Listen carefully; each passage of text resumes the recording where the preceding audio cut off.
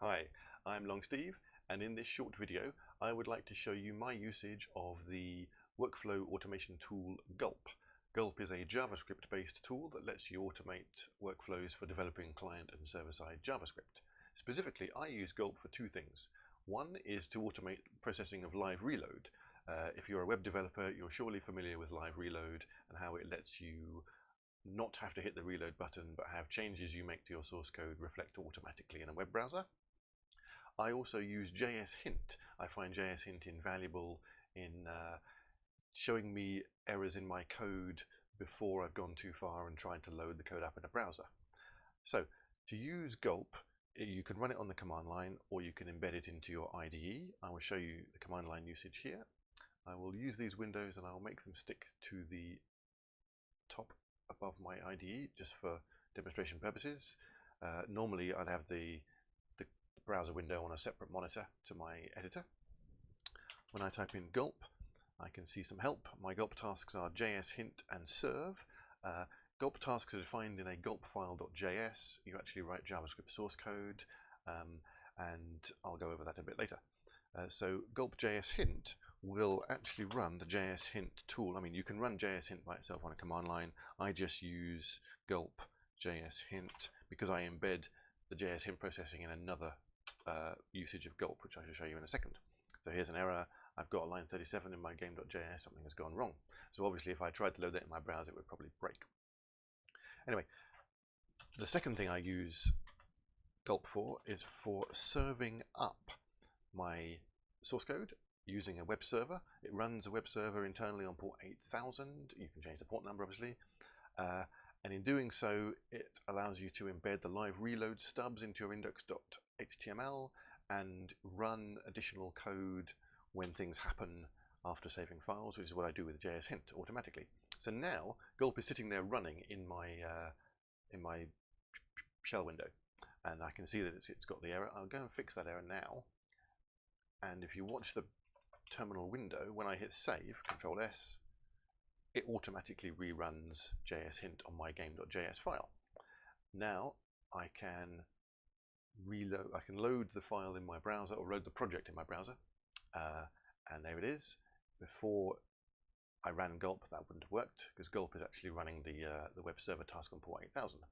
Now I can go and do something like change the color of this background. Let's change it to blue. If I hit Control S, live reload kicks in at the same time as the project is the file is reloaded and tested for jshint again, and there you can see it's gone blue. Normally, the workflow I have actually doesn't include Chrome being above my browser, and because I'm writing games, I generally have to start interacting with them the moment I've saved some code. So I have a save button, Control S to save, and then I have Alt C, which flips to my browser window. So I'm already there. And by the time the browser has become the foreground window, whether it's on the same monitor or a different one, I can interact with the new code. And also I have Gulp embedded in my IDE, so I use Slick Edit here. Let's just lose that window for a second. Bring up my Gulp task, Gulp serve, running the same command again inside my IDE. If I make an error somewhere, let's go down here, make an error. Let's do that. Move around a bit. Hit Control S. Now, normally my build window is actually pinned. The jshint command has already run and has given me these warnings. I can double click on the line and it takes me straight there. Missing semicolon, actually it's probably got it a couple of lines out. There it is. Hit S, Control S for save, and it reloads it, and it's fine this time round. So if I do get errors, I just double click on the line and it takes me straight there. That's pretty much it. Let's have a quick look at the Gulp file.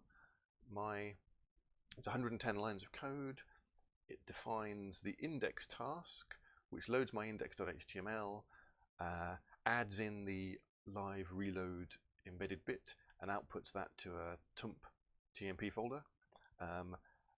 The static serving of the files serves my main project folder and .tmp first. So when I load index.html, it finds that one, which includes the live reload stubs. So the jshint task will run jshint on my source files, and the watch task is the important one.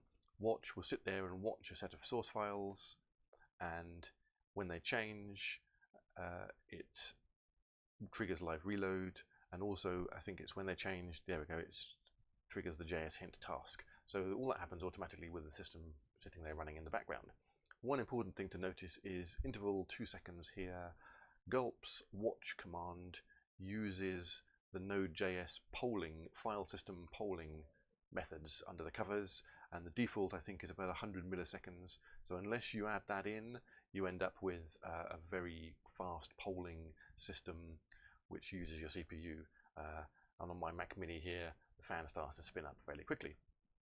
Another important thing to note as well is that I explicitly include JavaScript source files in my home directory, then inside my source directory and all its subdirectories, then inside my res and all its subdirectories. Being a game project, I have some resources that are actual JavaScript files, but I won't go into that. You can explicitly exclude some files as well. Generally, you want to exclude the node modules. So if you do /node modules and all its subfolders, and also you could exclude your Bower folder as well, and anything else, frameworks that you don't want jshint to run over, or the Gulp watch task to hang around and watch all these files that are never going to actually change. You can either do it with the explicit exclusion using the exclamation mark, or I just explicitly include the folders that I know my project uses. Let me save that. There's not a lot else to show about that really. It's pretty simple, and you can find it on GitHub, github.com/longsteve. I'm pretty sure let me just make sure it's in there. Github.com, my own project. It's in my Aquastacks project. There it is, gulpfile.js. You can grab that and have a look at it anytime you like. Thanks very much for watching. I hope this is useful, and I'll see you soon.